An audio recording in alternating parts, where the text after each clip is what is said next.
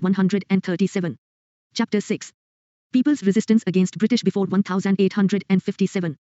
Most of us think of the 1857 revolt as the first major show of resentment against the British who were represented by the rule of the East India Company.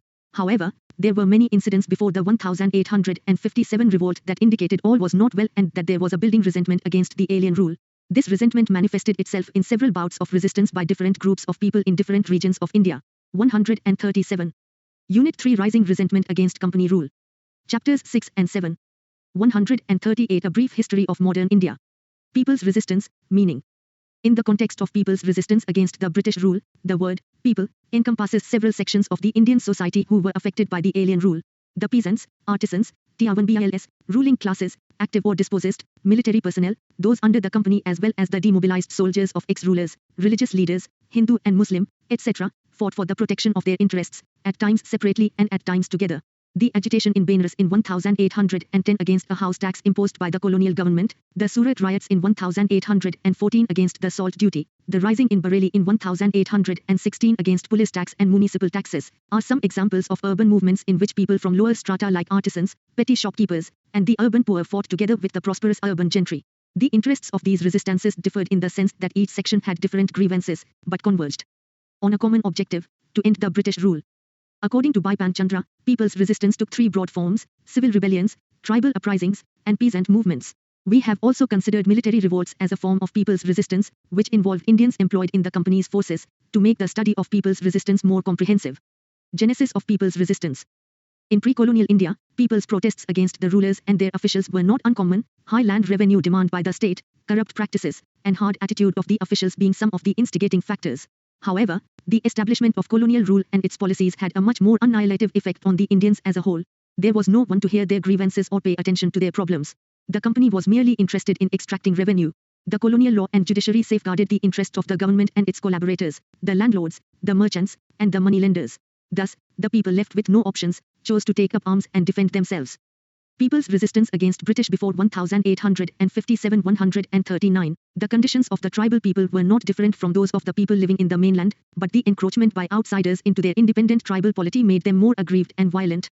Causative factors for people's uprisings. The major factors responsible for the people's resentment and uprisings against the company rule are as follows: colonial land revenue settlements, heavy burden of new taxes, eviction of peasants from their lands, and encroachments on tribal lands.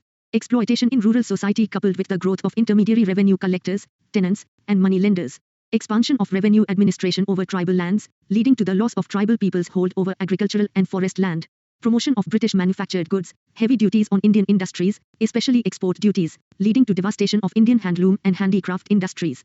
Destruction of indigenous industry leading to migration of workers from industry to agriculture, increasing the pressure on land agriculture. Civil uprisings. The word civil encompasses everything which is not related to defense military, but here we have included those uprisings which were generally led by deposed native rulers or their descendants, former zamindars, landlords, polygars, in South India, holders of territory or palayam, consisting of a few villages granted to them by the rulers, mainly the Nalkas, in return for military service and tribute, ex-retainers and officials of the conquered kingdoms, or sometimes by religious leaders.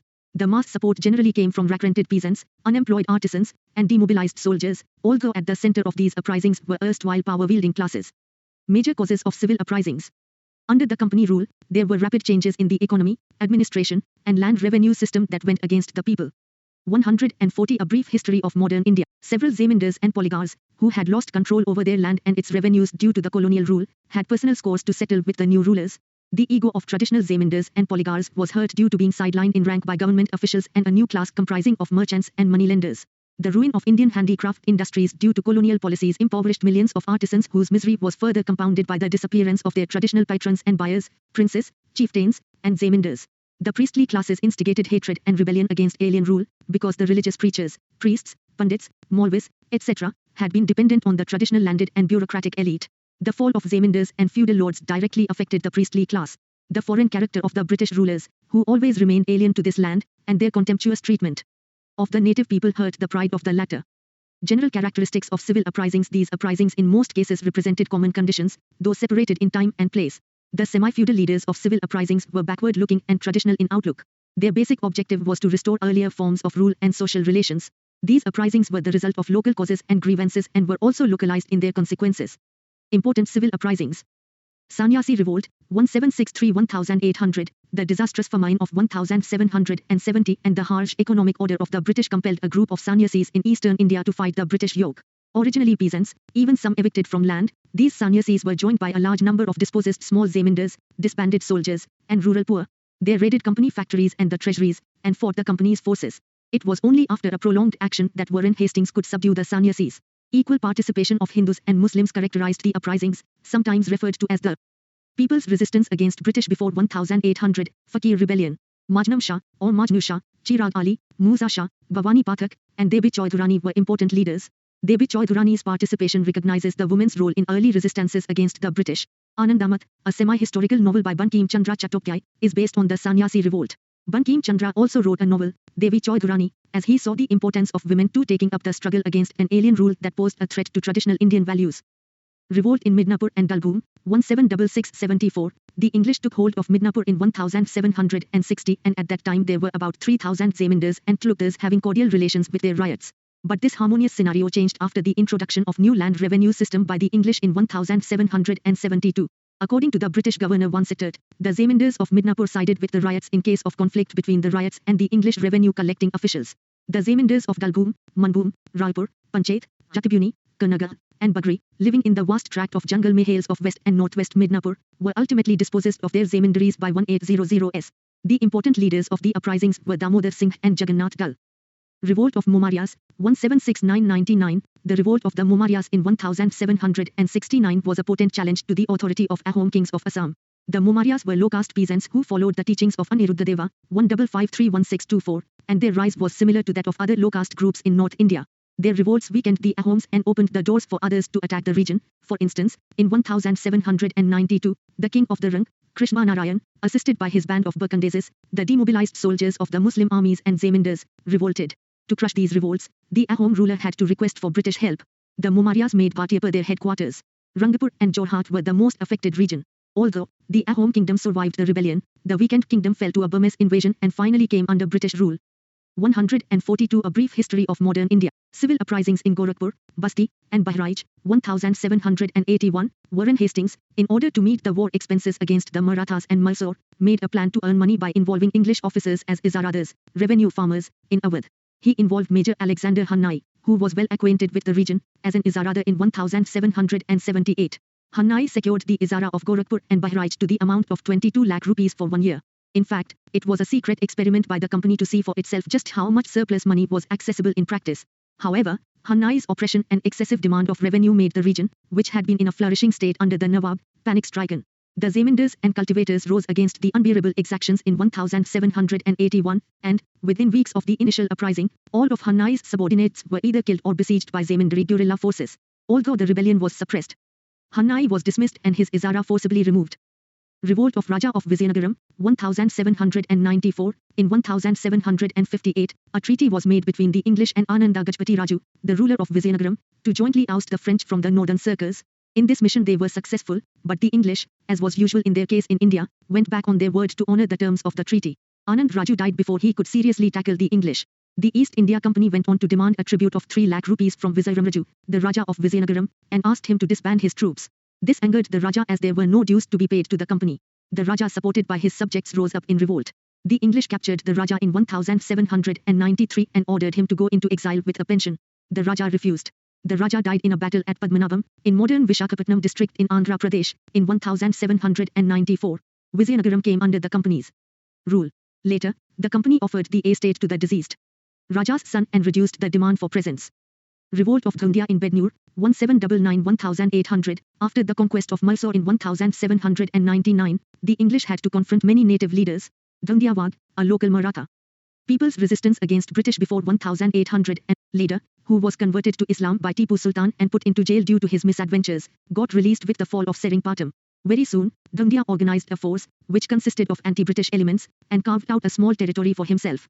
A defeat by the English in August 1799 forced him to take refuge in Maratha region, from where he instigated the disappointed princes to fight against the English, and he himself took on the leadership. In September 1800, he was killed while fighting against the British forces under Wellesley. Though Dhundia failed, he became a venerated leader of the masses. Resistance of Kerala Verma Pazhasi Raja, 1797-1805. Kerala Verma Pashasi Raja, popularly known as Kerala Singham, Lion of Kerala, or Pike Raja, was the de facto head of Kottayam, Kottayot, in Malabar region. Apart from resisting Hyder Ali and Tipu Sultan, Kerala Verma fought against the British between 1793 and 1805. The Third Anglo-Mysore War, 1790-92, extended English paramountcy over Kottayam in violation of an earlier agreement of 1790 which had recognized the independence of Kottayam. The English appointed Veera Verma, the uncle of Pashasi Raja, as the Raja of Kottayam. The new Raja, to meet the revenue target fixed by the company, levied exorbitant rates of tax on the peasants. This led to a mass resistance by the peasants under the leadership of Pashasi Raja in 1793. Pashasi Raja fought bravely using guerrilla warfare, and, in 1797, a peace treaty was made. But a conflict over a dispute on Wayanad in 1800 started an insurgent warfare. Pashasi Raja organized a large force of Nals which was supplemented by Mapilas and Pathans, the latter being demobilized soldiers of Tipu who had become unemployed after Tipu's death. In November 1805, the Kerala Singham died in a gunfight at Mavila Tadu near present-day Kerala-Karnataka border. Civil rebellion in Awadh, 1799, Wazir Ali Khan, the fourth Nawab of Awadh, with the help of the British, had ascended the throne in September 1797. But, very soon, his relations with the British became sour. 144 A Brief History of Modern India. And he got uprisings in Ganjam and Gamsur, 1800, 1835-37, uprisings in Ganjam, and he got replaced by his uncle, Sadat Ali Khan too. Wazir Ali Khan was granted a pension in Benares. However, in January 1799, he killed a British resident, George Frederick Cherry, who had invited him to lunch. Wazir Ali's guards killed 2 other Europeans and even attacked the magistrate of Benares. The whole incident became famous as the Massacre of Benares. Wazir Ali was able to assemble an army of several thousand men, which was defeated by General Erskine. Wazir Ali fled to Butwal and was granted asylum by the ruler of Jaipur. Arthur Wellesley requested the Raja of Jaipur to extradite Wazir Ali. Wazir Ali was extradited on the condition that he would neither be hanged nor be put in fetters. After surrender in December 1799, he was placed in confinement at Fort William, Calcutta. Uprisings in Ganjam and Gamsur, 1800, 1835-37, in the northern circles, Ganjam and its adjoining regions rose in revolt against the British rule. Strikra Banj, a Zemindar of Gamsur in Ganjam district, refused to pay revenues in 1797. In 1800, he openly rebelled and defied the public authorities. Snodgrass, an oppressive and corrupt collector, was replaced to suppress the insurrection. Strikra was joined by Jlani Deo of Vijayanagar, Podda Kaimdi, and Jagannath Deo of Pratapgiri, Chinna Kaimdi. In 1804, Jagannath Deo was captured and sent to Masulipatanam. But the English had to assign certain districts to Strikra Banj. In 1807-08, Dhananjaya Banj, son of Strikra, forced his father to leave the estate. Dhananjaya rebelled against the English but was forced to surrender in June 1815. Strikra, who had returned to Ganjam, was reappointed as the Zemindar in a compromise with the government. He managed the estate between 1819 and 1830 but, failing to liquidate the arrears, retired in favour of his son, Dhananjay. However, unable to pay the enormous arrears, Dhananjay Banj rose in rebellion for the second time when the British forces occupied Gamsur and Kolaida in November 1835. The revolt greatly reduced the government's authority, but Dhananjay died in December 1835 and his followers continued the resistance. The government appointed Russell, with full discretionary powers, to deal with the situation. The struggle. People's resistance against British before 1857-145 lasted till February 1837, when Dora Bisei, a formidable leader, was arrested. The Zemindari of Gamsur was forfeited. Uprisings in Palamur, 1802. The political situation of Palamur was complicated by the crisis of agrarian landlordism and feudal system. In 1800, Gukan Singh, a Chero chief, rose in rebellion. Colonel Jones camped for 2 years in Palamur and Sarguja to suppress the rebellion. Gukan Singh died in 1802, and, subsequently, the insurrection calmed down. Polygars Revolt, 1795-1805, the Polygars, or Palaka Kragal, of South India gave a stiff resistance to the British between 1795 and 1805. The main centres of these strong uprisings were Tirunelveli, or Thirunelveli, Ramnathpuram, Sivaganga, Sivdirai, Madurai, and North Erkot. The problem started in 1781, when the Nawab of Erkot gave the management and control of Tirunelveli and the Carnatic provinces to the East India Company. This caused resentment among the Polygars who had, for long, considered themselves as independent sovereign authorities within their respective territories. The first revolt of the Polygars against the company was basically over taxation, but had a larger political dimension in that the English considered and treated the Polygars as enemies. Kattabomman Nalkan, the Polygar of Panjalankurichi, led the insurrection between 1795 and 1799, after a fierce battle in which the company forces were defeated by Veerapandya. Kattabomman, a price was put on the latter's head. This led to greater rebellion by the Polygars. With reinforcements, the company forces were finally able to defeat Kattabomman. Kattabomman fled into the Pudukkottai forests. Once again a betrayal, this time by Etapan, the Raja of Pudukkottai, who entered into an agreement with the British, led to the capture of Kattabo Man. Kattabo Man was hanged in a conspicuous place. A close associate, Subramania Pillai, was also hanged, and Sondara Pandian, another rebel, brutally killed. The Palayam of Panchalankurichi and the estates of 5 other polygars who had joined the rebellion were confiscated and the prominent polygars executed or sent to prison. The second phase, which was more violent than the 146 A Brief History of Modern India, previous one, started in February 1801 when the polygars imprisoned in the fort of Palamkota were able to escape.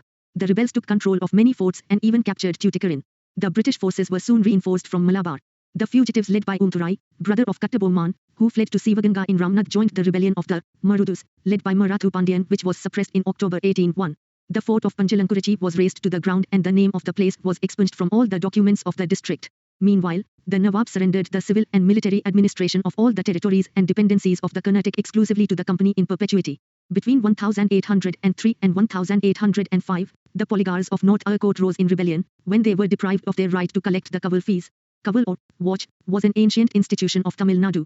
It was a hereditary village police office with specified rights and responsibilities. The region was in a lawless condition, particularly in the Palayams of Chittoor and Chandragiri. The polygar of Yedaragunta, who proved most daring and desperate among the insurgent chiefs, was joined by the dispossessed polygar of Chergallu. By February 1805, the rebels were suppressed. Several chiefs were ordered to reside in Madras, while some others were granted an allowance of 18% upon revenues of their estates. The polygar rebellion spread over a vast area of South India. The proclamations by the rebels, says Ayeshan Mugaya, indicate that they believed in a mass movement against the alien rule, seeking independence of them. Uprisings in Haryana region, 1803 to 1810, the region of the present-day Haryana, with other possessions of Scindia, was taken over by the British East India Company by the Treaty of Sogia Jugaon in 1803. But the people of this region opposed the new set-up. There was strong opposition to company rule from the Sikh chiefs of Ambala, Karnal, and Thanesar. In the western Haryana region, opposition to the British was organized by the Muslim Bhatti Rajputs under the leadership of Jabita Khan of Sirsa and Rania and Khan Bahadur Khan of Fatehabad against the British. After people's resistance against British before a number of failed efforts to subdue the uprising, a large contingent under Cole Adams is said to have been sent by the British in November 2009 to attack Fatehabad, Sirsa, and Rania. The British were victorious in all the battles during this expedition. The people of the region comprising Rohtak, Bhiwani, and the eastern part of Hisar were not ready to accept the authority of the rulers chosen by the company. They continued with their rebellion against the British. Lord Minto, the Governor-General, advised military action against the rebels. The British resident at Delhi, Archibald Seton, sent a big force under the charge of Gardiner, assistant to the resident at Delhi in March 1810 to subdue the rebelling people, mainly Jats and Rangas. The people of Bhiwani managed to check the advance of the British for a short while, but the British with their heavy artillery breached the walls of the town and soon captured Bhiwani after a bloody battle. The fort of Hansi was converted into a military cantonment. Diwan Velu Kampi's revolt, 180809, the East India Company's harsh conditions imposed on the state of Travancore, after both of them agreed to a subsidiary alliance arrangement under Wellesley in 1805, caused deep resentment in the region. The ruler was not able to pay the subsidy and fell in arrears. The British resident of Travancore was meddling in the internal affairs of the state. The high-handed attitude of the company compelled Prime Minister, or Dalawa, Velu Kampi to rise against the company, assisted by the Nayar troops. Velu Kampi addressed a gathering in Kundara, openly calling for taking up arms against the British to oust them from the native soil. This was later known as the Kundara Proclamation. There was large-scale rebellion against the British as a result. A large military operation had to be undertaken to restore peace. The Maharaja of Travancore had not wholly supported the rebellion and defected to the side of the company. Velu Kampi killed himself to avoid capture. The rebellion petered out. Disturbances in Bundelkhand, 1808-12, the vast province of Bundelkhand, conquered by the British during the Second Anglo-Maratha Wars, 1803-05, was put within the presidency of Bengal. The Bundela chiefs offered resistance to the new government as long as they could fight 140 from their forts, numbering nearly 150. The first major resistance came from Lakshman Dawa, the Killadar, fort commander, of Ajaygarh fort. Lakshman was permitted to retain the fort as a temporary arrangement for 2 years ending in 1808, but he wanted to continue his hold after the expiry of the term. He surrendered in February 1809 and was taken to Calcutta. The next resistance came from Killadar of Kalanjar, Daya Singh, which was suppressed in January 1812. But the most serious threat came from a famous military adventurer named Gopal Singh, who had a dispute with his uncle who was supported by the British. For 4 years, Gopal Singh eluded all vigilance and military tactics of British forces. To put a stop to these disturbances, the British had to adopt a policy of binding down the hereditary chieftains of Bundelkhand by a series of contractual obligations, icon Amas. Pulakaimdi outbreak, 1813-34, Pulakaimdi, situated in the western border of Ganjam district, now in Odisha, witnessed resistance from the Zamindars and Rajas. When the company acquired Ganjam, Narayan Deo was the Raja of Pulakaimdi, whose resistance forced the British to dispatch an army under Colonel Peach. Peach defeated Narayan Deo in 1768 and made Gajpati Deo, son of Narayan, a Zamindar. But Narayan Deo, supported by his son and brothers, revolted again. As the resistance failed to calm down, the presidency of Madras appointed George Russell as commissioner of the region in 1832. Russell, provided with full-fledged powers to suppress the revolt, pacified the region by 1834. Kutch or Kutch Rebellion, 1816-32. There was a treaty between the British and Maharaja Birmal II of Kutch in 1816, by which power was vested in the throne. There was, however, a power struggle between the Maharaja and a group of chieftains. The British interfered in the internal feuds of the Kutch and, in 1819, Raja Birmal II raised Arab and African troops with the firm intention of removing the British from his territory. The chieftains ranged on his side. The British defeated and deposed the Kutch ruler Rao Birmal in favour. People's resistance against British before 1800 of his infant son. A British resident governed the areas as the de facto ruler with the help of a regency council. The administrative innovations made by the Regency Council, coupled with excessive land assessment, caused deep resentment. In the meanwhile, some of the chieftains continued their rebellion against alien rule. The news of the British reverses in the Burma War emboldened the chiefs to rise in revolt and demand the restoration of Birmal II. After extensive military operations failed to control the situation, the company's authorities were compelled to follow a conciliatory policy. Rising at Bareilly, 1816, the immediate cause of upsurge was the imposition of the police tax, which aroused the burning indignation of the citizens. The issue became religious when Mufti Muhammad Awaz, a venerated old man, gave a petition to the magistrate of the town in March 1816. The situation aggravated further when the police, while collecting tax, injured a woman. This event led to a bloody scuffle between the followers of the Mufti and the police. Within 2 days of the event, several armed Muslims from Pilibhit, Shahjahanpur, and Rampur rose in rebellion for the defense of the faith and the Mufti. In April 1816, the insurgents murdered the son of Leicester, judge of Provincial Court of Bareilly. The uprising could only be suppressed with heavy deployment of military forces, in which more than 300 rebels were killed and even more wounded and imprisoned. The upsurge seems to have been the product more of discontent than of actual grievance, the elements of discontent lying in the very nature of the alien administration. Upsurge in Hathras, 1817, Dayaram, a talukdar of several villages in the district of Aligarh, had a strong base in the fort of Hathras. The fort, considered to be among the strongest in India, second Bharatpur, had walls of great height and thickness, defended by a deep ditch and artillery mounted at the top. The English had concluded the settlement of Hathras estate with Dayaram as a farmer, but due to progressively increasing high revenues, Dayaram constantly failed to pay arrears, and even 150. A brief history of modern India committed many acts of hostility by giving harbour to government fugitives. So, the company with a large army attacked Hathras in February 1817. Dayaram fought bravely for more than 15 days and escaped unharmed. But, ultimately, he was obliged to come back on the condition of submission and settled down with a pension. Another noted rebel, Bhagwant Singh, Raja of Mursan, frightened to dismantle his fort, submitted to the government. Paika Rebellion, 1817, the Paks of Odisha were the traditional landed militia, foot soldiers literally, and enjoyed rent-free land tenures for their military service and policing functions on a hereditary basis. The English Company's conquest of Odisha in 1803, and the dethronement of the Raja of Koda had greatly reduced the power and prestige of the Paks. Further, the extortionist land revenue policy of the company caused resentment among Zamindars and peasants alike. Common masses were affected by the rise in prices of salt due to taxes imposed on it, abolition of Kari currency, and the requirement of payment of taxes in silver, etc. Bakshi Jagbandu Bidyadhar had been the military chief of the forces of the Raja of Koda. In 1814, Jagbandu's ancestral estate of Killa Rorang was taken over by the company, reducing him to penury. The spark was lighted by the arrival of a body of Konsa from Gamsor into the Koda territory in March 1817. With active support of Mukunda Deva, the last Raja of Koda, and other Zamindars of the region, Bakshi Jagbandu Bidyadhar led a sundry army of Paikas, forcing the East India Company forces to retreat for a time. The rebellion came to be known as the Paika Bidroh rebellion. The initial success of the rebels set the whole province covering Odisha in arms against the British government for some time.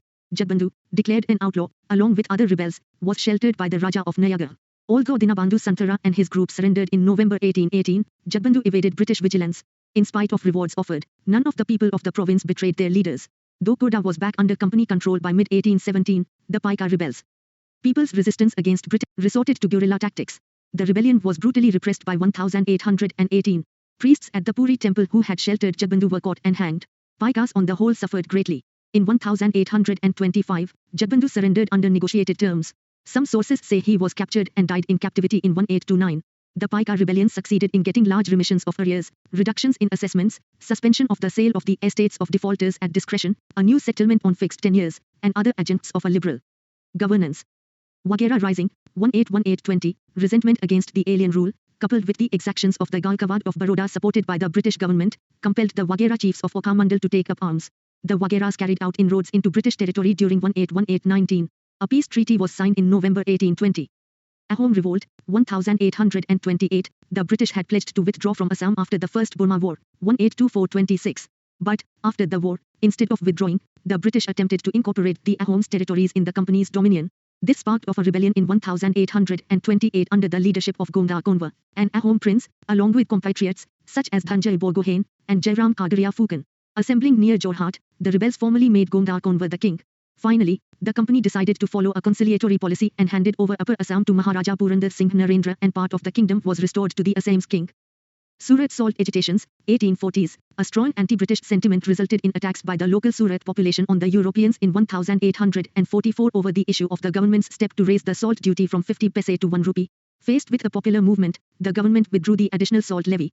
Again in 1848, the government was forced to withdraw its measure to introduce Bengal standard weights and measures in face of 152. A brief history of modern India. People's determined bid to resort to boycott and passive resistance. Kolhapur and Savantawadi revolts. The Gatkaris were a hereditary military class which was garrisoned in the Maratha forts. These garrisons were disbanded during administrative reorganization in Kolhapur state after 1844. Facing the spectre of unemployment, the Gatkaris rose in revolt and occupied the Samangar and Bhudragar forts. Similarly, the simmering discontent caused a revolt in Savantawadi areas. The people here had already revolted against the British in 1830, 1836, and 1838, the last because the British had deposed their ruler. The British authorities introduced many laws to bring the region under control. Wahhabi movement. The Wahhabi movement was essentially an Islamic revivalist movement founded by Syed Ahmed of Rai Bareli, who was inspired by the teachings of Abdul Wahhab, 1703-87, of Saudi Arabia, and Shah Waliullah of Delhi. Syed Ahmed condemned the Western influence on Islam and advocated a return to pure Islam and society as it was in the Arabia of the Prophet's time. Syed Ahmed was acclaimed as the desired leader. Imam. A countrywide organization with an elaborate secret code for its working under spiritual vice regents, Khalifas, was set up, and Sithana in the northwestern tribal belt was chosen as a base for operations. In India, its important center was at Patna, though it had its missions in Hyderabad, Madras, Bengal, United Provinces, and Bombay. Since Dar al-Harb, territory of war or chaos, was to be converted into Dar al-Islam, the land of Islam, a jihad was declared against the Sikh kingdom of Punjab. After the defeat of the Sikh ruler and incorporation of Punjab into the East India Company's dominion in 1849, the English dominion in India became the sole target of the Wahhabis attacks. The Wahhabis played an important role in spreading anti-British sentiments. A series of military operations by the British in the 1860s on the Wahhabi base in Sithana and various court cases of sedition on the Wahhabis weakened the Wahhabi resistance, although sporadic encounters with the authorities continued into the 1880s and 1890s. People's resistance against British before 1857-153. Kuka movement. Peasant movements with religious overtones. Peasant uprisings were protests against. Peasant uprisings were religious overtones. Peasant movements with Kuka movement. The Kuka movement was founded in 1840 by Bhagat Jawahar Mal, also called Sian Sahib, in western Punjab. A major leader of the movement after him was Baba Ram Singh.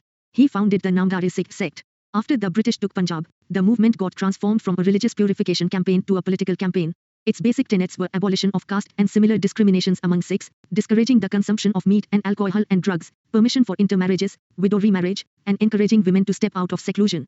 On the political side, the Kukas wanted to remove the British and restore Sikh rule over Punjab. They advocated wearing hand-woven clothes and boycott of English laws and education and products. So, the concepts of Swadeshi and non-cooperation were propagated by the Kukas, much before they became part of the Indian national movement in the early 20th century. As the movement gained in popularity, the British took several steps to crush it in the period between 1863 and 1872. In 1872, Ram Singh was deported to Rangoon. Peasant movements with religious overtones. Peasant uprisings were protests against evictions, increase in rents of land, and the moneylenders' greedy ways, and their aim was occupancy rights for peasants among other things. They were revolts and rebellions of the peasants themselves, though led by local leaders in many cases. The peasant movements in India till the outbreak of the revolt of 1857, and in its immediate aftermath, are given below. Nakalbariya uprising. Mir Nikar Ali, 1782-1831, or Titu Mir inspired the Muslim tenants in West Bengal to rise against landlords, mainly Hindu, who imposed a beer tax on the Farajis and British indigo planters. Often considered the first armed peasant uprising against the British, this revolt soon took on a religious hue. The revolt later merged into the Wahhabi movement. 154. A brief history of modern India. Faraiji revolt. The Farajis were the followers of a Muslim sect founded by Haji Shariatullah of Faridpur in eastern Bengal. They advocated radical religious, social, and political. Faraiji revolt. The Pagal Panthis. The Pagal Panthi, a semi-religious group mainly constituting the Hajong and Garo tribes of Mymensingh district, earlier in Bengal, was founded by Karam Shah. But the tribal peasants organized themselves under Karam Shah's son, Tipu, to fight the oppression of the Zamindars. From 1825 to 1835, the Pagal Panthis refused to pay rent above a certain limit and attacked the houses of Zamindars. The government introduced an equitable arrangement to protect these peasants, but the movement was violently suppressed. Faraiji revolt. The Faraijis were the followers of a Muslim sect founded by Haji Shariatullah of Faridpur in eastern Bengal. They advocated radical religious, social, and political changes. Shariatullah and his son Muhsinuddin Ahmad, popularly known as Dudu Mian, 1819-62, organized their followers with an aim to expel the English intruders from Bengal. The sect also supported the cause of the tenants against the Zamindars. The Faraiji disturbances continued from 1838 to 1857. Most of the Faraijis joined the Wahhabi ranks. Mopla uprisings, hike in revenue demand and reduction of field size, coupled with the oppression of officials, resulted in widespread peasant unrest among the Moplas of Malabar. 22 rebellions took place between 1836 and 1854. None, however, proved successful. The second Mopla uprising occurred after the Moplas came to be organized by the Congress and the Khilafat supporters during the non-cooperation movement. But Hindu-Muslim differences distanced the Congress and the Moplas from each other. By 1921, the Moplas had been subdued. Peasants' role in the 1857 revolt. Peasant participation was active only in some areas affected by the 1857 rebellion, mainly those in western Uttar Pradesh. Moreover, the peasants united with the local feudal leaders in many places against foreign rule. After the revolt, the plight of the peasants worsened with the British government's decision to gain the support of the landed people's resistance against British before 1850 classes while ignoring the peasants. Occupancy. Peasants' interests suffered. In Awadh, for instance, land was restored to the Tuluktars and they were given revenue and other powers as well, and the peasants could not avail of the provisions of the 1859 Bengal Rent Act. As a punishment for their participation in the 1857 revolt, the peasants had to pay an additional cess in some regions. Tribal revolts. Tribal movements under British rule were the most frequent, militant, and violent of all movements. Different causes for mainland and northeastern tribal revolts. The tribal movements can be analyzed better if categorized into mainland tribal revolts, and frontier tribal revolts concentrated mainly in the northeastern part of India. The mainland tribal rebellions were sparked off by a number of factors, an important one concerned with the tribal lands or forests. The land settlements of the British affected the joint ownership tradition among the Tiawan Bils and disrupted their social fabric. As agriculture was extended in a settled form by the company government, the Tiawan Bils lost their land, and there was an influx of non-Tiawan Bils to these areas. Shifting cultivation in forests was curbed, and this added to the tribals' problems. The government further extended its control over the forest areas by setting up reserved forests and restricting timber use and grazing. This was the result of the increasing demand from the company for timber, for shipping and the railways. Exploitation by the police, traders, and moneylenders. Most of them, outsiders, aggravated the tribals' sufferings. Some general laws were also abhorred for their intrusive nature, as the Tiawan Bils had their own customs and traditions. With the expansion of colonialism, Christian missionaries came to these regions and their efforts interfered with the traditional customs of the Tiawan Bils. The missionaries. 156. A brief history of modern India, perceived as representatives of the alien rule, were resented by the Tiawan Bils. The movements of the tribes of the northeastern frontier were different from the non-frontier tribal revolts in some aspects. For one thing, the tribes which shared tribal and cultural links with countries across the border did not concern themselves much with the nationalist struggle. Their revolts were often in favor of political autonomy within the Indian Union or complete independence. Secondly, these movements were not forest-based or agrarian revolts, as these Tiawan Bils were generally in control of land and forest area. The British entered the northeastern areas much later than the non-frontier tribal areas. Thirdly, the frontier tribal revolts under the British continued for a longer time than the non-frontier tribal movements. Disenfranchisation movements also spread among the frontier Tiawan Bils. The Meiteis organized a movement during Churchand Maharaja's rule, between 1891 and 1941, to denounce the malpractices of the Neo-Vaishnavite Brahmins. Sanskritization movements were almost totally absent in the northeast frontier region in the colonial period. Characteristics of tribal revolts. There were some common characteristics of the tribal uprisings even though they were separated from one another in time and space. Tribal identity or ethnic ties lay behind the solidarity shown by these groups. Not all outsiders were, however, seen as enemies. The poor who lived by their manual labor or profession and had a socially economically supportive role in the village were left alone. The violence was directed towards the moneylenders and traders who were seen as extensions of the colonial government. A common cause was the resentment against the imposition of laws by the foreign government that was seen as an effort at destroying the tribal's traditional socio-economic framework. Erosion of the tribal rights over land and forest. Because of the rules imposed by the British was at the root of many tribal movements, as land came to be seen as private. People's resistance against British before 1857. Property and market forces came to dominate. There was large-scale alienation of land from the tribes as the non-tribe people slowly took over the land. This was especially so after the building of roads and railways linked tribal areas. Many uprisings were led by messiah-like figures who encouraged their people to revolt and who held out the promise that they could end their suffering brought about by the outsiders. The tribal uprisings were doomed from the beginning, given the outdated arms they fought with as against the modern weapons and techniques used by their opponents. Important tribal movements of the mainland. Some of the important tribal movements are discussed below. It may be noted that most tribal movements, if we leave out the frontier tribal areas, were concentrated in central India, the west central region, and the south. The Tiavan of Chotnagpur and Santal Pargana in the region that is now known as Jharkhand have a long history of resistance against the British administration and its non-tribal collaborators, such as the Jagirdars and Zamindars. The Pahriyas, the hill folk who lived around the Rajmahal hills, were known as the Pahriyas. They subsisted on forest produce and practiced shifting cultivation. These people considered the entire region as their land and they were hostile to the intrusion of outsiders. The Pahris had always maintained their independence before the British came because of their geographical isolation. As their means of subsistence was not adequate, especially in years of scarcity, the Pahris often raided the plains occupied by settled agriculturists. These raids also symbolized a way of asserting power over the settled communities. The Zamindars on the plains generally paid a regular tribute to the Pahriyas to buy peace, even as traders paid the hill chiefs to be permitted to use the passes controlled by them. However, this rather brittle peace negotiation disintegrated in the last decades of the 18th. 158 A brief history of modern India. Century when settled agriculture was expanded in eastern India with the British encouraging forest clearance. With the extension of settled agriculture, the area under forests and pastures was reduced, increasing the conflict between hill folk and settled cultivators. The Pahriyas now raided settled villages more often. In the 1770s, the British resorted to a brutal attack on the Pahriyas, aimed at hunting them down and killing them. The Pahriyas rebellion of 1778 led by Raja Jagannath is notable. In the 1780s, the British initiated a policy of pacification. Pahriya chiefs were given an annual allowance in return for ensuring that their men conducted themselves properly. Not all Pahriyas were ready to accept this policy. Some of them withdrew deep into the mountains, hiding away from hostile forces, and continuing the war against the Diku or outsiders. The revolt led by Tilka Manji, the British faced much opposition and rebellion in Santal Pargana under the leadership of Tilka Manji, or Manji, a Santal whose real name is said to have been Jabra Pahriya. Tilka was against the British policy of divide and rule. Tilka Manji is reputed to have moved in the hills around Sultanganj, coming down to attack the boats of the East India Company moving along the Ganga and loot the British treasury. He was also reputed to have shared the loot with the poor. The guerrilla warfare that he organized had many Santal women also participating in it. There were many encounters in the jungles of the Tarai region between Tilka Manji and his followers and the British soldiers. In 1778, Tilka is said to have taken the Ranga camp from the British after forming a joint front with the Pahriya Sardars. In 1784, Tilka led his followers to attack Bhagalpur. Tilka is said to have shot the British magistrate of Rajmahal, Augustus Cleveland. The British made a concerted attack on Manji and his followers, finally capturing Manji and hanging him in 1785. Manji is considered to be the first Adivasi leader to take up arms against the British.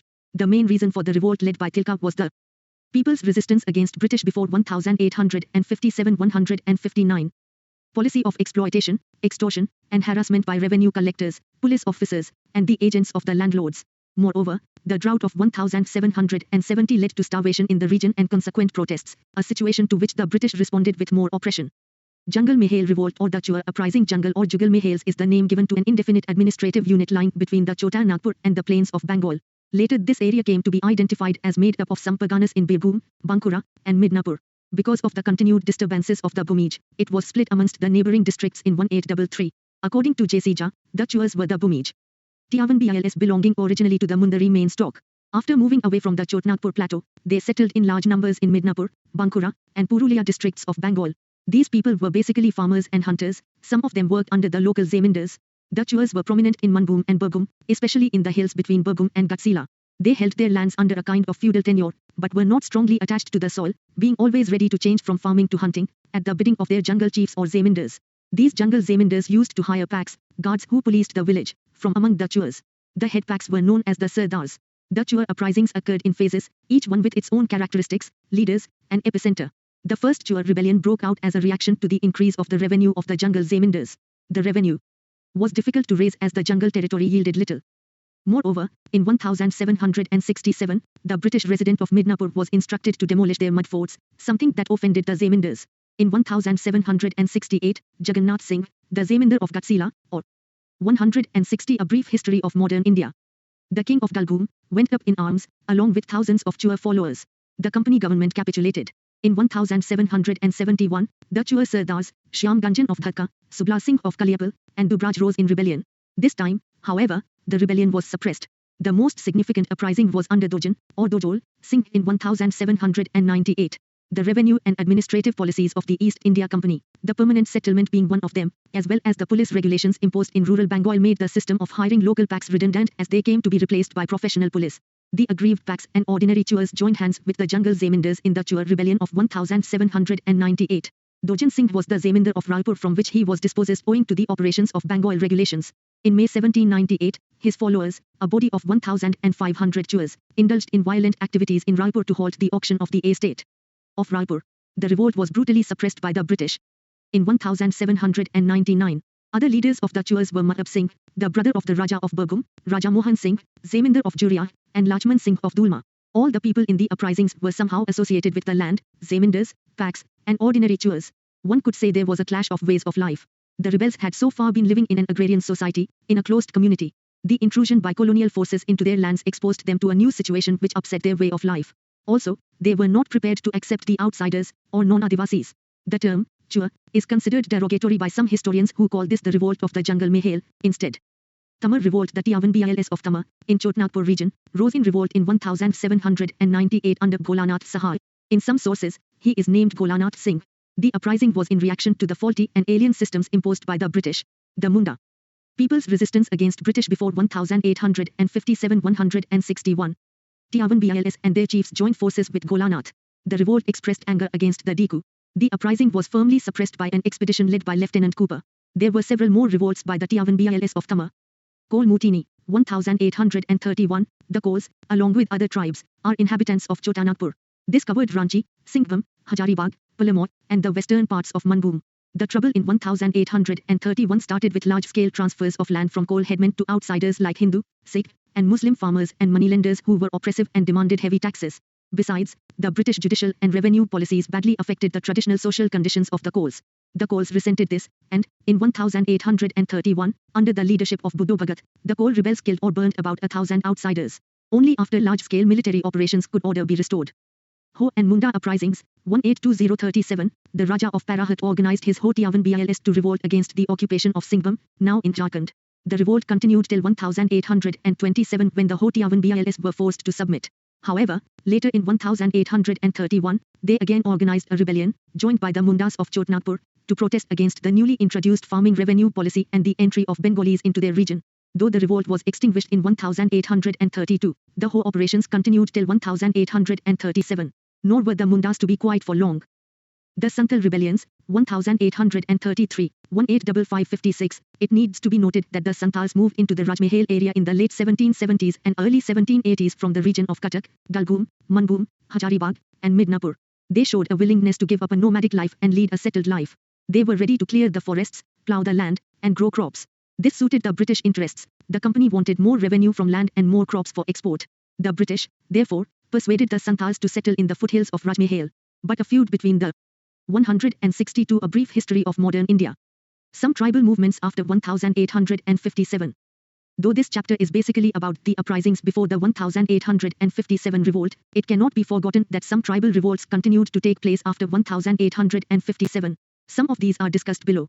Bokta Rising, Sardari Larai, or Mukti Larai movement. Chotnagpur was the scene of this movement between 1858 and 1895. It was aimed at regaining the tribal's age-old right over land by pushing out the landlords. In the earlier phases of the revolt, the tribal tenants rose against the landlords because of the increased rent, eviction from land, and harassment by the landlords. Later, in the 1890s, the Sardar movement turned against all Europeans as they were suspected to be colluding with the landlords. British rule was perceived to be at the root of the problems faced by the Tiavan Bils, therefore it had to end. When constitutional methods got little result, the Tiavan Bils took to violence, using their traditional weapons such as bows and arrows. But the struggle lacked organization and a good leader. Birsa Munda revolt. In the 1890s, Birsa Munda emerged at the head of a movement of the Munda tribes of Singhvam and Ranchi districts of Chotnagpur region. The Ulgulan, Great Tumult, as this movement was called, and which was aimed at getting independence, establishing a Munda Raj, went on in phases right into the 20th century. With the coming of the British, the traditional ways of the Tiavan Bils both with regard to their social customs and with regard to land were drastically affected as the British policies introduced the zamindari system with the new classes of landlords and tenants. The Tiavan Bils were now forced to pay rent to the landlords and failure to do so resulted in their eviction from land. Paying rent meant increasing dependence on usurious moneylenders and ultimately debt. Resenting the harassment by the landlords, who were encroaching the tribal land and often pushed them into bigar, forced labor, besides using brute force, the Munda Tiawan Bils rose in revolt under Birsa Munda. The objective was to attain religious and political independence. The arrest and conviction of Birsa to 2 years of imprisonment by the British made the rebels more determined to go ahead with the movement, which now took to violence. The revolt broke out in December 1899 and was directed against the Dikus, who included Christian missionaries as well as the much-hated landlords, contractors, police, and government officials. The British response was ruthless suppression. Birsa was arrested in 1900 and died of illness. Many rebels who were arrested were imprisoned and sentenced to death. The movement was, thus, weakened. People's resistance against British before 1857-163. Following the Birsa movement, the authorities felt that the interests of the Tiawan Bils needed to be safeguarded. The government decided to abolish the compulsory bigar system and passed the Tenancy Act of 1903, under which the Munda's Kunkatte system was recognized. The Chotnagpur Tenancy Act was passed in 1908. Birsa assumed legendary fame, and his movement was an inspiration for the social, religious, and political movements of Tiawan Bils in the future. Tana Bhagat movement. A young man, Jatra Oraon of Ranchi, proclaimed in April 1914 that he had been divinely ordained to become a king and his followers in his kingdom would be the Tana Bhagats. Tana Bhagats were called upon to discard earthly possessions such as agricultural implements and reject practices such as spirit worship and sacrifice. They sought to reorder the Oraon society. The Tana Bhagat movement in the official history of the state of Jharkhand is represented as having been initiated by Jatra Oraon in 1914 and later led by Sabu Oraon in 1919. It was part of the agrarian discontent in Jharkhand against the imposition of bigar and the illegal increase in rent by the zamindars and intermediary tenure holders with whom the colonial state collaborated. They opposed moneylenders as well as missionaries. The Tana Bhagats conducted a satyagraha even before Gandhi's satyagraha movement. They differed from the movements led by Sidhu and Kanhu Murmu or Birsa Munda in that they were primarily religious and non-violent. In 1921, during the non-cooperation movement, the Tana Bhagats were drawn into the organizational fold of the Congress. Devi movement. The Devi movement was initially a social movement among the Tiawan Bils of South Gujarat in 1922-23. It was initiated by the assumption that Devi Sailbai was commanding the Tiawan Bils to abstain from eating flesh and drinking liquor and to wash and be clean. By December 1922, the movement spread over the region inhabited by the Tiawan Bils as well as Surat city. This movement soon targeted those classes which exploited the Tiawan Bils, such as landlords and moneylenders, and those who were in the liquor trade. Towards the end of 1922, this movement became a part of the non-cooperation movement. Santals and the Pahris continued for a long time. It has been called a battle between the hoe and the plough, the hoe symbolizing the Pahris who used the tool in shifting cultivation and the plough standing for the Santals who used it for settled agriculture. The British worked out a compromise between the two groups by forming the Damin 164, a brief Aiko in 1832-33. Damin Aiko is a Persian term meaning the skirts or outside edges of the hills. A portion of land at the foothills was declared to be that of the Santals. They were to live and practice agriculture with the plough within this area and become settled peasants. The Pahriyas were practically forced to retreat into the higher hill tracts. Over time, the Santals found that they were gradually losing the land they had worked on and brought under cultivation. The Permanent Settlement Act of 1793 proved to be disastrous for the agriculturists. The taxes levied by the company government on their land was heavy and money had to be borrowed to pay off debts. But the Diku moneylenders charged very high rates of interest and, when debts remained unpaid, took possession of the land. Slowly, zamindars were taking over the Damin tracts. By the 1850s, the Santals felt the need to rebel against the zamindars and the moneylenders. The rebellion soon turned into a movement against the British colonial state. The Santals called the rebellion Hul, meaning a movement for liberation. Under Sidhu and Kanhu Murmu, two brothers, the Santals proclaimed an end to company rule and declared the area between Bhagalpur and Rajmahal as autonomous. It is said that emissaries with Sal branches as a form of secret communication were sent by the Murmu brothers to Santal lands to gather support. Fulo and Jano Murmu, the Sidhu and Kanhu, participated in the rebellion and are said to have entered the enemy camp undercover and killed several soldiers before they themselves died. The British suppressed the rebellion with a heavy hand by 1856, burning down villages or destroying them with the help of elephants, and killing thousands of Santals. Sidhu and Kanhu were killed. It was after the Santal revolt of 1855-56 that the Santal Pargana was created out of the districts of Bhagalpur and Birbhum. The Pargana was to have special laws within it. Kond uprisings, 1837-56, from 1837 to 1856, the Kondsa of the hilly tracts extending from Odisha to the Srikakulam and Vishakhapatnam districts. People of Andhra Pradesh revolted against company rule. Chakra Baisoi, a young Raja, led the Kondsa, who were joined by the Gumsar, Kalahandi, and other Tiawan Bils to oppose the suppression of human sacrifice, new taxes, and the entry of zamindars into their areas. With Chakra Baisoi's disappearance, the uprising came to an end. A later Kond rebellion in 1914 in the Odisha region was triggered by the hope that foreign rule would end and they could gain an autonomous government. Koya revolts. The Koyas of the eastern Godavari tract, modern Andhra, joined by Konda Sara chiefs, rebelled in 1803, 1840, 1845, 1858, 1861, and 1862. They rose once again in 1879-80 under Tomasora. Their complaints were oppression by police and moneylenders, new regulations, and denial of their customary rights over forest areas. After the death of Tomasora, another rebellion was organized in 1886 by Raja Anantayar. Bhil revolts. The Bhils who lived in the Western Ghats controlled the mountain passes between the north and the Deccan. They revolted against company rule in 1817, as they had to face famine, economic distress, and misgovernment. The British used both force and conciliatory efforts to control the uprising. However, the Bhils revolted again in 1825, 1831, and in 1846. Later, a reformer, Govind Guru, helped the Bhils of South Rajasthan, Banswara, Sundh states, to organize themselves to fight for a Bhil Raj by 1913. Koli risings. The Kolis living in the neighborhood of Bhils rose up in rebellion against the company's rule in 1829, 1839, and again during 1844-48. They resented the imposition of company's rule, which brought with it large-scale unemployment for them and the dismantling of their forts. Ramosi risings. The Ramoses, the hill tribes of the Western Ghats, had not reconciled to British rule and the British pattern of administration. They resented the policy of annexation. After 100. Tribal movements, period, region. Causes at a glance. 1. Pahriyas rebellion by the Marshal Pahriyas, 1778, Rajmahal Hills, against the British expansion on their lands. 2. Chuar uprisings by the Chuar Aboriginal tribesmen, 1776, against rise in demands and economic privation by the British. 3. Kol uprisings by the Kols of Chotanagpur led by Buddho Bhagat, 1831, against expansion of British rule on their lands and transfer of their lands to outsiders. The revolt was suppressed. 4. Ho and Munda uprisings, by Hoti Avan Bils by lead of Raja Parahat, 1827, Singhbhum and Chotanagpur, against occupation of Singhbhum by British. B. By Hoti Avan Bils and the Mundas, 1831, against the newly introduced farming revenue policy. C. By the Mundas led by Birsa Munda, 1899-1900, south of Ranchi. Birsa was captured and imprisoned. D. The Ulgulan uprising, supported by Birsa Munda, 1860-1920, against introduction of feudal, zamindari tenures, and exploitation by moneylenders and forest contractors.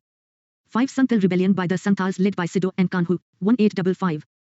56. Bihar, against the practices of zamindars and moneylenders. The rebellion later turned anti-British and was suppressed.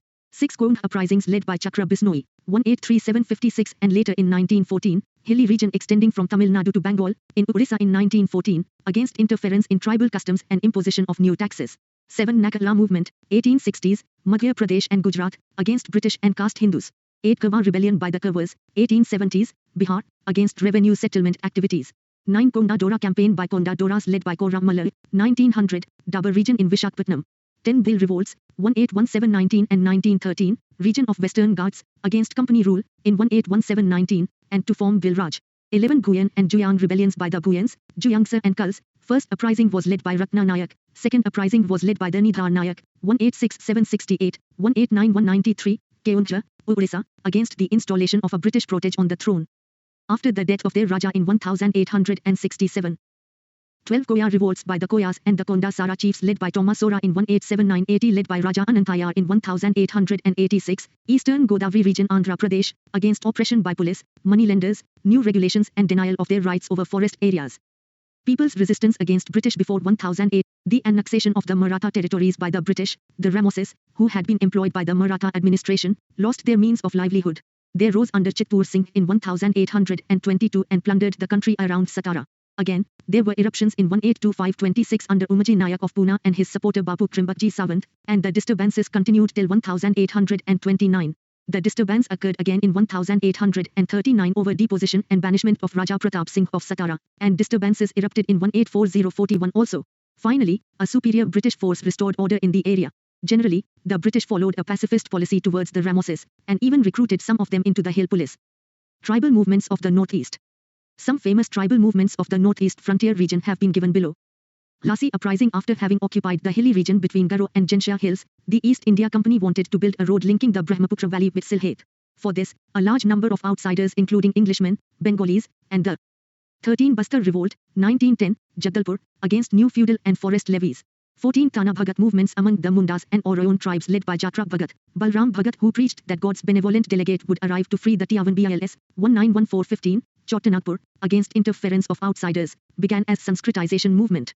15 Rampa revolts led by Alluri Sitaram Raju of the Koyas, 1916, 1922-24, Rampa region in Andhra Pradesh, against British interference, capture and execution of Raju in 1924. 16 Jharkhand uprising by Tiawan BILS of Chotanagpur region, 1920 onwards, parts of Bihar, Odisha, and West Bengal. Adivasi Mahasabha was formed in 1937 which was replaced by Regional Jharkhand Party in 1949. 17 Forest Satyagrahas, A. by Chenchu Tiawan BILS, 1920s, Guntur district in Andhra, B. by Kawars of Palamoy, 1930s, Bihar, against increasing British control over forests. 18 Gond uprising, 1940s, to bring together the believers of Gond Dharma. 168 A brief history of modern India. Laborers from the plains were brought to these regions. The Kasis, Garos, Kantis, and the Singhfos organized themselves under Tirath Singh to drive away the strangers from the plains. The uprising developed into a popular revolt against the British rule in the area. By 1833, the superior English military force had suppressed the revolt. Northeast frontier tribal movements. Year, region, major causes. Movements before 1857 1. Ahom's Revolt, 1828-33, Assam, against the non-fulfillment of the pledges of the company after the Burmese War. The uprising was suppressed by the company by dividing the kingdom. 2. Kasis Revolt, 1830s, hilly region between Jensha and Garo Hills, led by the Nanklao ruler, Tirath Singh, against the occupation of the hilly region. 3. Singhfos Rebellion, 1830s, Assam, led to murder of British political agent of Assam by Singhfos in 1839, was ultimately suppressed. Movements after 1857 1. Cookies Revolt, 1917-19, Manipur, against British policies of recruiting labour during the First World War. 2. Revolts in Tripura, against hike in house tax rates and against settlement of outsiders in the region, A. led by Parikshit Jamtia, 1863, B. The Riang's Revolt led by Ratnamni, 1942-43, C. led by Bharti Singh, 1920s, 3. Ziliangsong Movement, 1920s, Manipur, led by the Zemai, Liangmai and Rongmai tribes, against the failure of British to protect them during the Kuki violence in 1917-19. 4. Naga Movement, 1905-31, Manipur, led by Jadonang, against British rule and for setting up of a Naga Raj. 5. Heka Cult, 1930s, Manipur, led by Gedin Layu. The movement was suppressed but Kabir Naga Association was formed in 1946. 6 other smaller movements were the revolt of the Sintins of Jensha Hills in 1860-62, the Fulaguri Peasants' Rebellion in 1861, the revolt of the Saflas in 1872-73, the uprising of the Kacha Nagas of Kachar in 1882, and a women's war in Manipur in 1904. People's resistance against British before 1857 169. Singhfos Rebellion. The rebellion of the Singhfos in Assam in early 1830 was immediately quelled, but they continued to organize revolts. An uprising in 1839 saw the death of the British political agent. Chief Niranga Fidu led an uprising in 1843, which involved an attack on the British garrison and the death of many soldiers. Some of the smaller movements were those of the Mishmis, in 1836, the Kanti Rebellion in Assam between 1839 and 1842, and the Lashas Revolt in 1842 and 1844, when they attacked villages in Manipur. Sepoy Mutinies. A number of sporadic military uprisings took place before the Great Revolt of 1857 in different parts of the country. Causes. There was rising discontent of the sepoys against the British rule due to the following reasons: I. Discrimination in payment and promotions. 2. Mistreatment of the sepoys by the British officials. 3. Refusal of the government to pay foreign service allowance while fighting in remote regions. 4. Religious objections of the high caste Hindu sepoys to Lord Canning's General Service Enlistment Act, 1856, ordering all recruits to be ready for service both within and outside India. Further, the sepoys shared all the discontent and grievances, social, religious, and economic, that afflicted the civilian population. Over the years, the upper caste sepoys had found their religious beliefs in conflict with their service conditions. For example, in 1806, the replacement of the turban by a leather cockade caused a mutiny at Vellore. Similarly, in 1844, there was a mutinous outbreak of the Bengal army sepoys for being sent to far away Sindh, and, in 1824, the sepoys at Barakpur rose in revolt when they were asked to go to Burma because crossing the sea would mean loss of caste. 170 A brief history of modern India. Important mutinies. The most important mutinies which broke out during the pre-1857 period are the following: I. The mutiny of the sepoys in Bengal in 1764. 2. The Vellore mutiny of 1806 when the sepoys protested against interference in their social and religious practices and raised a banner of revolt unfurling the flag of the ruler of Mysore. 3. The mutiny of the sepoys of the 47th Native Infantry Unit in 1824. 4. The revolt of the Grenadier Company in Assam in 1825. The mutiny of an Indian regiment at Sholapur in 1838. 6. the mutinies of the 34th Native Infantry, NI, the 22nd NI, the 66th NI, and the 37th NI in 1844, 1849, 1850, and 1852 respectively. However, all these mutinies did not spread beyond their locality and were ruthlessly crushed by the British Indian government, often inflicting terrible violence, executing leaders, and disbanding the regiments. But the legacy of these revolts proved to be of immense significance later. Weaknesses of people's uprisings. These uprisings drew a large number of participants but were, in fact, localized and occurred at different times in different regions. They mostly arose out of local grievances. The leadership was semi-feudal in character, backward-looking, traditional in outlook, and their resistance did not offer alternatives to the existing social setup. If many of these revolts seemed similar to one another in wanting to oust the alien rule, it was not because of some national impulse or common effort, but because they were protesting against conditions that were common to them. These rebellions were centuries old in form and ideological cultural content. People's resistance against British before 1857-171. Those who were not so uncooperative or obstinate were pacified through concessions by the authorities. The methods and arms used by the fighters in these uprisings were practically obsolete compared to the weapons and strategy, as well as deception and chicanery, employed by their opponents. Summary. Factors responsible for people's resistance: colonial land revenue settlements, heavy burden of new taxes and eviction of peasants from their land, growth of intermediary revenue collectors, tenants, and moneylenders, expansion of revenue administration over tribal lands, destruction of indigenous industry and promotion of British manufactured goods, end of patronage to priestly and scholarly classes, foreign character of the British rule. Forms of people's uprisings: civil uprisings, peasant movements, tribal revolts, military revolts. Civil uprisings before 1857: Sanyasi Revolt, 1763-1800, Bihar and Bengal, Manju Shah, Musa Shah, Bhavani Pathak, and Debi Chaudhurani were some important leaders. Rebellion in Midnapur and Galgaon, 1766-67, Bengal, Damodar Singh, Jagannath Dal, etc. Revolt of Momarias, 1769-99, Assam and parts of present Bangladesh, Krishna Narayan was important leader. Civil uprisings in Gorakhpur, Basti and Bahraich, 1781, Uttar Pradesh. Revolt of Raja of Vizianagaram, Northern Circus, Viziaram Ross, Chinna Vijayaramraju, was supported by his subjects. Revolt in Bednur, 1797-1800, Karnataka, Dandiawag. Revolt of Kerala Verma Pashasi Raja, 1797-1805, Kerala, Kerala Verma. Civil rebellion of Awadh, 1799, Eastern Uttar Pradesh, Wazir Ali Khan, Vizier Ali. 172 A brief history of modern India. Uprising in Ganjam and Gamsor, 1800, 1935-37, Eastern Orissa, Strikra Banj, Dhananjaya Banj and Dora Bisai. Uprisings in Palamoy, 1802, Chotanagpur of Jharkhand, Gokan Singh was the leader of the revolt. Poligarsas Revolt, 1795-1805, Tinnevelly, Ramnathpuram, Sivdire, Madurai and North Arcot of Tamil Nadu, Kattaboman Nalkan was an important leader. Revolt of Diwan Velu Kampi, 180809, Travancore, led by Diwan of State, Velu Kampi. Disturbances in Bundelkhand, 1808-12, regions of Bundelkhand in present Madhya Pradesh and Uttar Pradesh, Lakshman Dawa, the Killadar of Ajaygarh Fort, Daya Singh, the Killadar of Kalanja, and Gopal Singh, a military adventurer, were the important insurgents. Palakaimdi outbreak, 1813-34, Orissa, Narayan Deo and Gajpati Deo. Kach Rebellion, 1819, Gujarat, Rao Bhamal. Rising at Bareilly, 1816, Uttar Pradesh, Mufti Muhammad Awaz, a religious leader, a resistance against municipal tax turned into a religious jihad. Upsurge in Hathras, 1817, Aligarh and Agra in Uttar Pradesh. Dayaram and Bhagwant Singh were the important insurgents. Paika Rebellion, 1817, Orissa, Bakshi Jagbandu Bidyadar, Mukunda Deva, and Dinabandhu Santarao were important leaders. Waghera Rising, 1818-20, Baroda region of Gujarat, led by Waghera chiefs of Oka Mandal.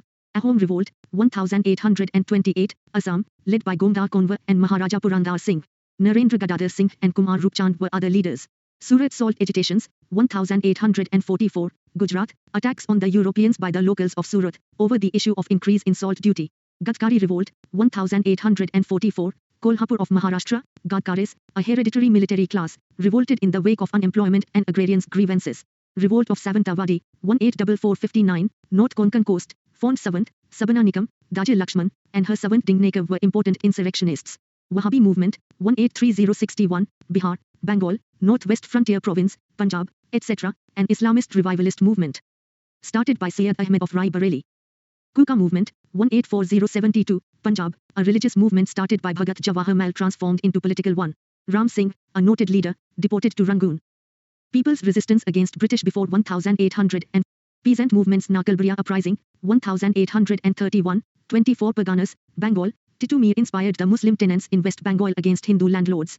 Pagal Panthis, 1825-35, Mymensingh district, Bengal, Karam Shah and his son Tipu rose against Zamindars. Faraiji revolt, 1838-57, Faridpur in eastern Bengal, Shariat Allah, son of Dadu Miya, was the founder of the religious sect, Faraiji. Mopla uprisings, 1836-1854, Malabar region of Kerala, against hike in revenue demand and reduction in field size. Tribal revolts Pahriya's rebellion, 1778, Rajmahal Hills Chua uprisings, 1766 to 1772, 1795-1816, Midnapur district of Bengal, important leaders, Sham Ganjan, Dojan Singh and Mahab Singh. Kol Mutini, 1831, Ranchi, Singhbhum, Hajaribagh, Palamoy and Manbhum, Buddhu Bhagat was an important leader. Ho and Munda uprisings, 1820-22, 1831-37, 1899-1900, Chotanagpur region, Birsa Munda in 1899-1900 led the rebellion. Santhal rebellion, 1855-56, Rajmahal Hill, Bihar, Sidhu and Kanhu were important leaders. Kong uprisings, 1837-1856, hilly tracts extending from Tamil Nadu to Bengal, Chakra Baisoi, an important leader. Koya revolts, 1800. 1840-62, 1879-80, Eastern Godavari region of Andhra Pradesh, Tomasora and Raja Anantaya were important leaders. Vil revolts, 1817-19, 1913, Khandesh, Dhar, Malwa, Western Ghats and Southern Rajasthan. Koli risings, 1829, 1839 and 1844-48, Western Ghats. Ramosi risings, 1822-29, 1839-41, Western Ghats, Chittur Singh was an important rebel leader. Lasi uprising, 1829-33, hilly region between Garo and Jensha Hills, Silhet, Kassis, Garos, Kantis and Singh force organized themselves under Tirath Singh. Singh force rebellion, 1830-31, 1843, Assam Burma border, Niranga Fidu led an uprising in 1843. Sepoy mutinies Velo Mutiny, 1806, Mutiny of 47th Native Infantry Unit, 1824, Revolt of Grenadier Company, 1825, Assam Mutiny in Sholapur, 1833, Mutiny of 34th Native Infantry, 1844. Mutiny of 22nd Native Infantry, 1849. Mutiny of 66th Native Infantry, 1850, Mutiny of 37th Native Infantry, 1852. 174 A brief history of modern India. 174. Chapter 7.